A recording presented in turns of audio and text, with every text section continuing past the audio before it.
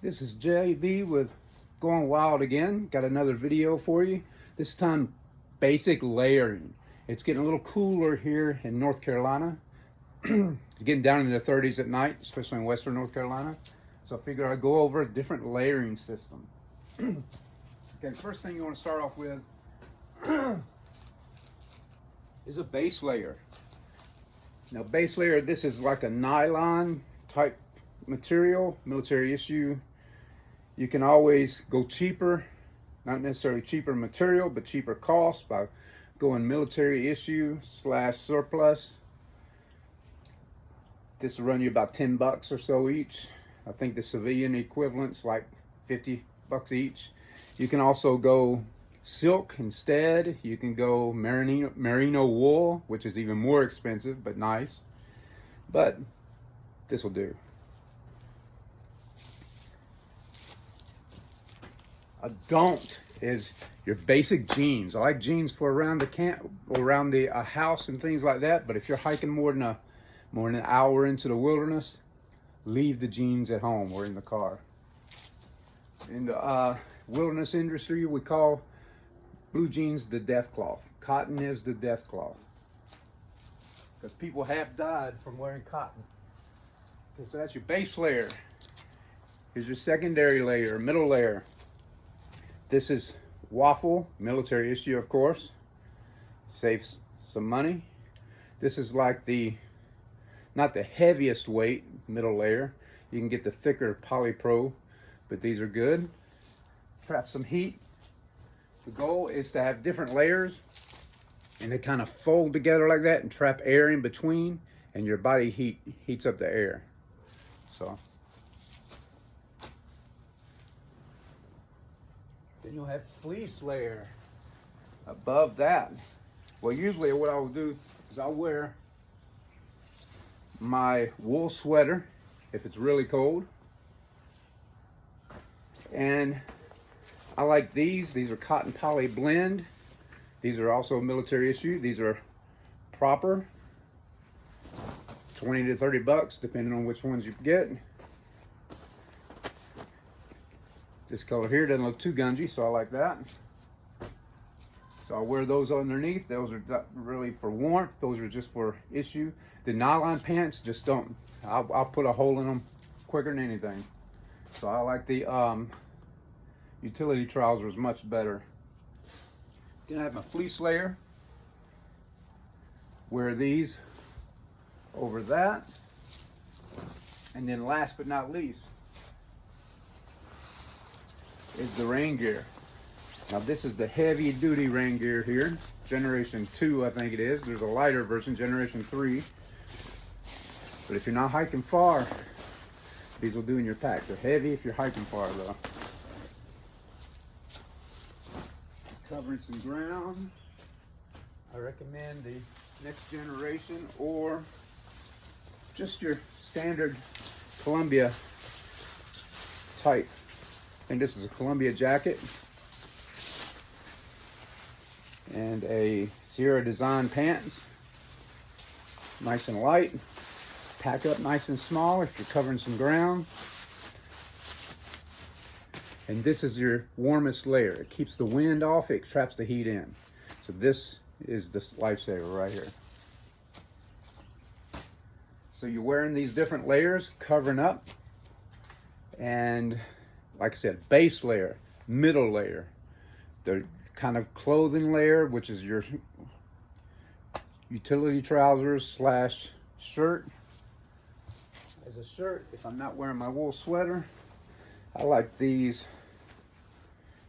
This isn't a Columbia. This is a Guide Series nylon shirt. Got the vents in the back. Great for summertime. Wear it without any layers. Or great for wearing on the trail. The fleece. Here's a fleece jacket. This one's a 300 weight Polartec fleece. The pants. These are just some fleece sweatpants right here. Timberline, Colorado, made in Mexico. But they're fleece material. and they're great for your fleece layer for your legs. This wool sweater, this is a Woolly Pulley Marine Corps issue.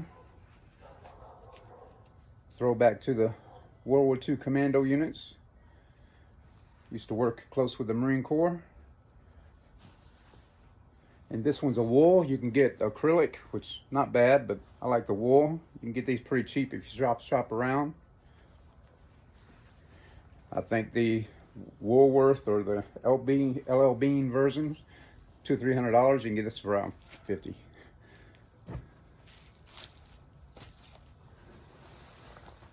Like I said, number one thing, stay dry when it's cold outside. Other things, ventilation. Make sure you keep air moving in and out. Keep your shoelaces. Don't over tighten them. Keep them nice and loose because that helps your circulation. Circulation keeps your blood moving better, keeps you warmer. As your blood moves, it keeps you warmer. Circulation is the key to staying warm. Different methods of heat loss. You have conduction, convection, evaporation, perspiration, and respiration. Okay, conduction. It's kind of like if I sit on a cold log with snow on it, that's conducting into my skin. Convection. It's kind of like the wind chill, the wind blowing through you. Okay, so that's convection, air movement. Conduction, convection. Evaporation is like when you sweat and it evaporates off the skin. Evaporation. Respiration, can't really do much about, but what you can do is extreme cold, cover your face with a scarf or a balaclava. That helps. And convection, conduction, evaporation, respiration. What was the other one? Right off the top of my head. Conduction, convection, respiration. I'll remember it in a minute. Anyway, I'm getting so-so at making these videos. I'm just getting over being sick, so figured kind of self-quarantining, so I might as well do some videos on some stuff I was thinking about. One of them, definitely layer system. The other, how to pack a pack. Especially in the bushcraft community, a lot of people just don't pack their packs right. So I wanted to put that on there. Conduction, convection, respiration, cover that, evaporation,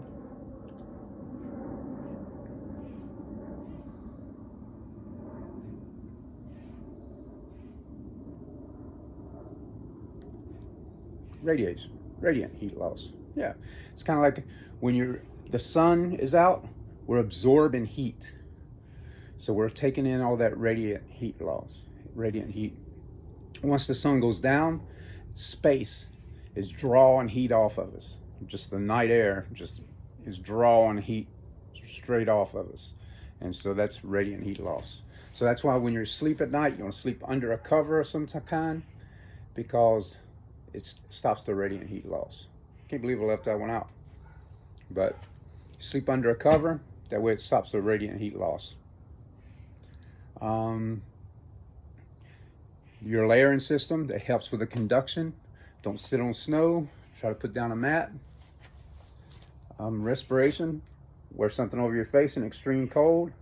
Sometimes it gets so cold it actually hurts to breathe it in. Your rain gear is your most important layer, traps the heat in as well as the cold out and keeps you dry. Base layer, like I said, upper class or most expensive would be silk, merino wool. Nylon's good. Cotton, no. Cotton is the death cloth. Although I do like a cotton bandana and maybe even a t-shirt at times, just as first aid materials especially.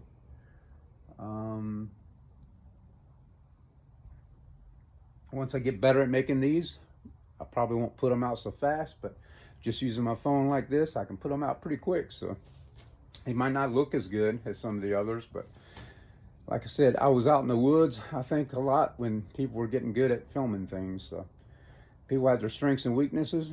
My strength is being out in the wilderness, doing what I do.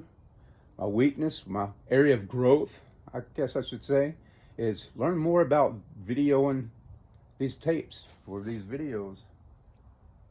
Videography, I guess would be what it's called. All right, that's the basics of staying warm. And also, don't over tighten your boots because circulation.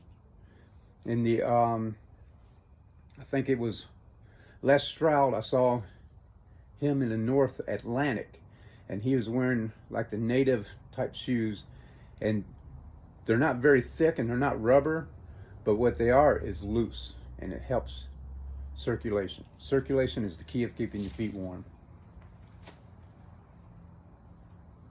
Also, don't sleep directly on the ground. You can see I have a casualty blanket / Mylar tarp here. And also I have inflatable mattress back there. We'll go over here in a second when we talk about how to pack a pack. So that's the basics. If you want to know more, let me know.